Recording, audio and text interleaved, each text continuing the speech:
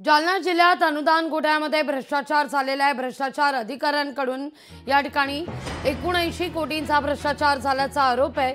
आमदार बबनराव लोणीकरांनी हा आरोप केलाय। घोटाळ्याप्रकरणी एसआयटी चौकशी करण्याची देखील लोणीकर मागणी करतात।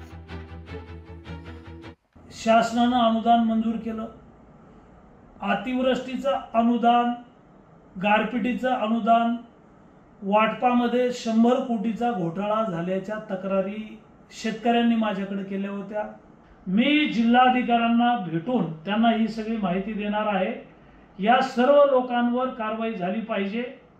दोन्ही तहसीलदार मोठे अधिकारी असल्यामुळे त्यांना वाचवण्याचा प्रयत्न होऊ नये अशा प्रकारची माझी मागणी आहे।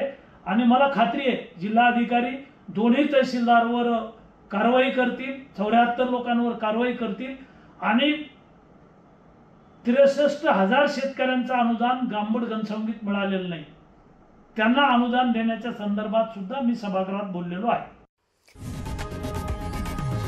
लोकशाही मराठी ऐका, पहा, जागरूक रहा।